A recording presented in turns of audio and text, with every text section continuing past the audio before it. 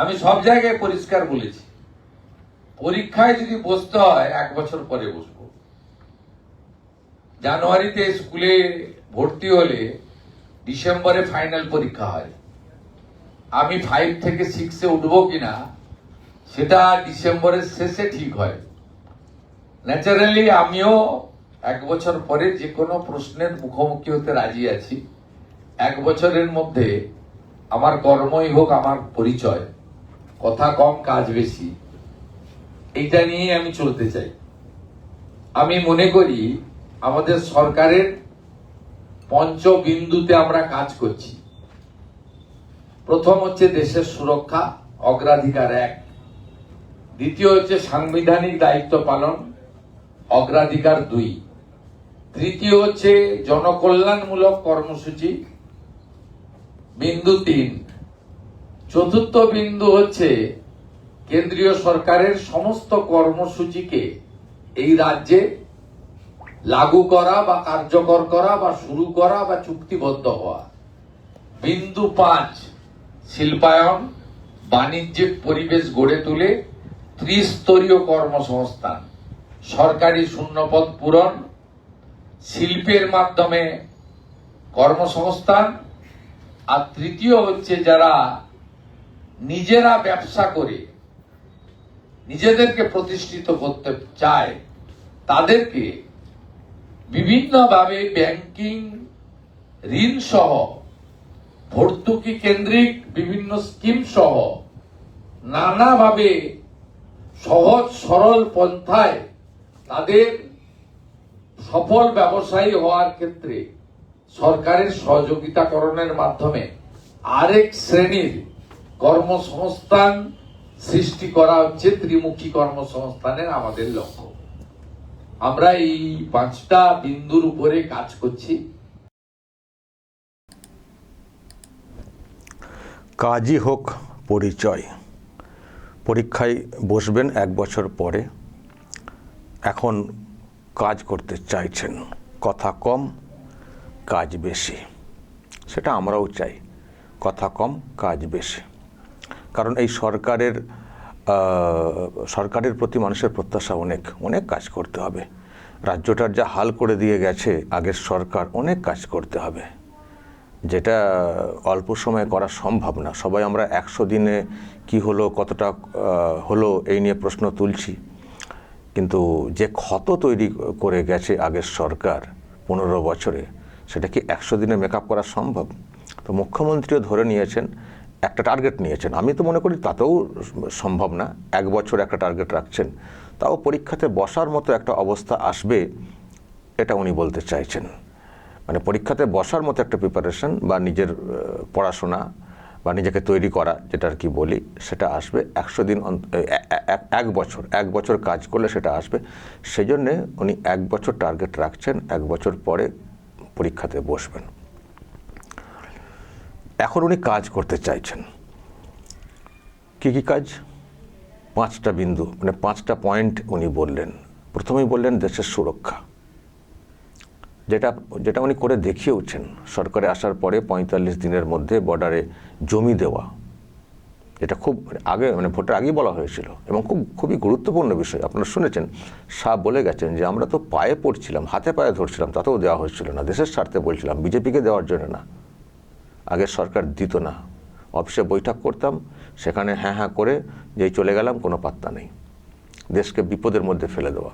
তো নতুন সরকার এসে সেটা করছে জমি দেওয়া আর অন্যান্য বিষয়ে পুলিশকে ব্যবহার করা, মানে অপরাধী, মানে নাশকতামূলক কাজকর্মের যারা আর কি, তাদেরকে খুঁজে বের করা, এগুলো করছে দেশের স্বার্থে। সুরক্ষাটা প্রথম পয়েন্টে রেখেছেন, দেশের স্বার্থে। এটাই রাষ্ট্রবাদী সরকারের একটা বড় নমুনা। 2 হচ্ছে সাংবিধানিক দায়িত্ব পালন করা। মানে পদে রয়েছেন, সংবিধান আমাদের আছে, সংবিধানকে মেনে চলা, সাংবিধানিক পদে থেকে সাংবিধানিক যেসব দায়িত্ব আছে সেগুলোকে নিখুঁতভাবে পালন করা, এটাও কিন্তু উনি বলছেন। তারপরে আরও সব পয়েন্ট বললেন, যে কেন্দ্রের সঙ্গে কেন্দ্রীয় প্রকল্প যেগুলো আছে সেগুলো বাস্তবায়িত করা, চুক্তিবদ্ধ করে এগিয়ে নিয়ে যাওয়া ইত্যাদি। এবং সামাজিক কল্যাণমূলক কাজকর্ম সেগুলো করা, এবং তার সঙ্গে যেগুলো আমরা বলে আসছিলাম যে শিল্পায়ন, কর্মসংস্থান এবং স্বনির্ভর করে তোলা, ছোট ছোট লোন দিয়ে হোক, যে কোনোভাবে হোক কর্মসংস্থান, কর্মমুখী করা, আর কর্মসংস্থানের একটা ব্যবস্থা করে দেওয়া। এগুলোই তো প্রকৃত উন্নয়ন, তাই না? ভাতা দিয়ে একটা জাতিকে কতদূর এগিয়ে নিয়ে যাওয়া যায়, এগুলি তো হচ্ছে প্রকৃত উন্নয়ন, যদি স্থায়ী সমাধান হয়। একজন মানুষ ভাতা পাচ্ছেন আর ভাতার জন্য মানুষ ছুটছেন। ভাতা আমি বুঝি না মানুষের মধ্যে কেন এই কনসেপ্টটা এসছে।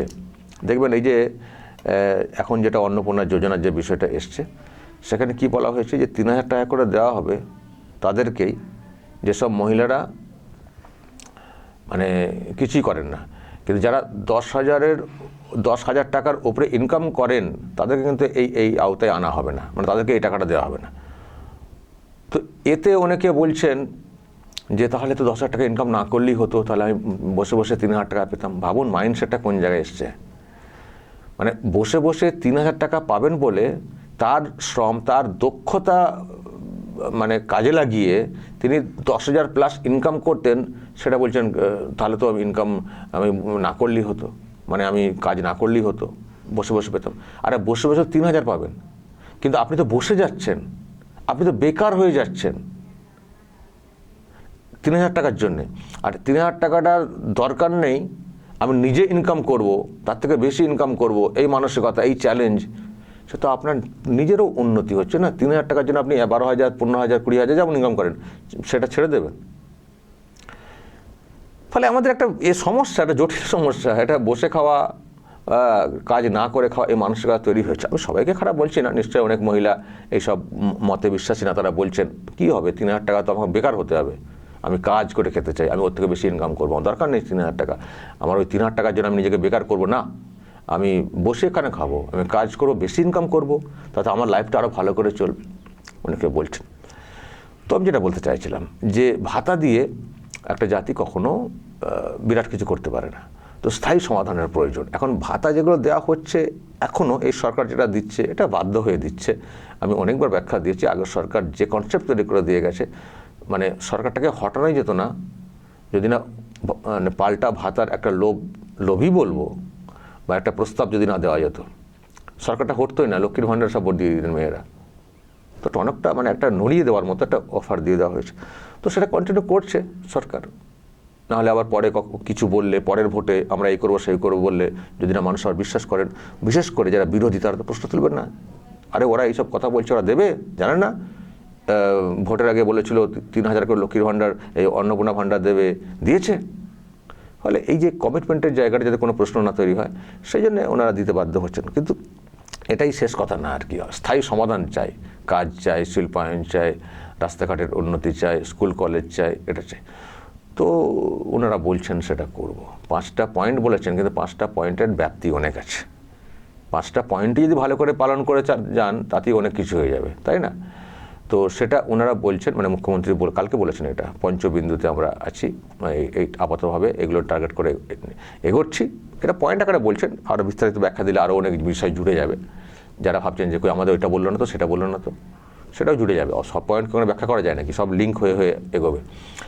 তো যাই হোক, এই হচ্ছে ব্যাপার দর্শক। গতকাল উনি যেহেতু বলেছেন কথা কম কাজ বেশি, কাজই হবে আমাদের পরিচয়, পরীক্ষাতে অবশ্যই বসবো, পরীক্ষা এড়িয়ে যাবেন সেটা বলছেন না, কিন্তু একটু সময় চাইছেন, তো দেখা যাক উনি সেই পরীক্ষায় কী পান, কত নাম্বার পান। আপনারাই সব নাম্বার দেবেন, এখন মাঝপথে রয়েছেন, এখন অনেকে অনেক কথা বলছেন, এখন পরীক্ষা হচ্ছে না কিন্তু কত নাম্বার পাবেন বলে আপনারা যে যার মতো করে কমেন্ট করছেন, মন্তব্য করছেন।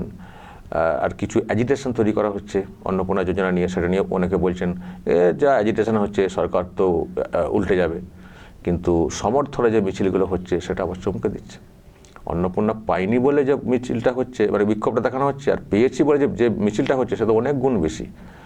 তাহলে এগুলোও যখন এই মিছিলের ছবিগুলো আসছে প্রমাণ হচ্ছে যে ওগুলো ভ্রান্ত ধারণা। সরকার স্টেবল আছে, মজবুত আছে, এমনিতেই ফিগারও মজবুত। আর বিরোধীদের অবস্থান দেখছেন তো, বিরোধী আছে বলে মনে হচ্ছে আপনাদের, মানে বিরোধী আছে বলে মনে হচ্ছে রাজ্যে বিরোধী পার্টি। 26-এ তো ক্ষমতায় ফিরে এসেছিল, এই 21-এ টিএমসি, কিন্তু বিরোধী পার্টি ছিল, বিরোধী পার্টিকে ভেঙে নেওয়ার প্রচুর চেষ্টা হয়েছে, মুকুল রায়কে নিয়ে, একে তাকে নিয়ে, কিন্তু পারেননি তৃণমূল কংগ্রেস। বলেছিল 6 মাসে শেষ করে দেবো বিজেপিকে, অভিষেক বলেছিলেন, পারেননি। কারণ বিরোধী নেতা হিসেবে শুভেন্দু অধিকারী শক্তপোক্ত একজন লিডার ছিলেন, পারেননি। নানানভাবে কৌশল করেছেন।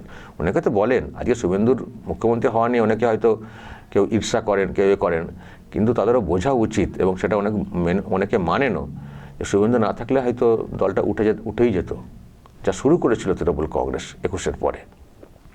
শুভেন্দু অধিকারী নানানভাবে ঝাঁপিয়ে পড়ে কখনো বলেছেন মামলা করব, যারা যাচ্ছেন তাদের বিরুদ্ধে দলত্যাগ বিরোধী আইন প্রয়োগ করব, করেওছেন।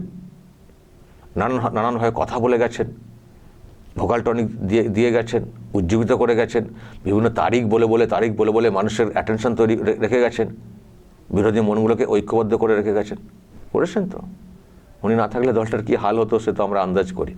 ফলে উনি যে জায়গায় এখন বসেছেন এমনই করেছেন, আবার ভোটের রেজাল্টে 2টো জায়গায় জিতে গেছেন। কেউ তো ওনার পদে দাবিদার হিসেবে কেউ দাবিই করেননি, মানে উনি নিজেকে এমন জায়গায় নিয়ে চলে এসেছিলেন। ফলে উনি নিজের যোগ্যতাতেই কিন্তু এখানে বসেছেন, কারো দয়াতে বসেননি মুখ্যমন্ত্রীর পদে। তো এবার ওনাকে মুখ্যমন্ত্রী হিসেবে আরও মানে প্রমাণ করার একটা জায়গা যে উনি কত ভালো প্রশাসক। তো যেটা হচ্ছে যে এখন চাইছেন যে 1টা বছর আমাকে সময়টা দেওয়া হোক, তারপর তো আমি পরীক্ষাতে বসবো, তারপর নাম্বার দেবেন। এবং উনি সেদিক দিয়েও মানে কনফিডেন্ট যে ভালো নাম্বার পাবেন। ওকে, তো এই হচ্ছে বিষয়। কিছু কিছু বিষয় নিয়ে আমরা হয়তো অনেকেই প্রশ্ন তুলছি।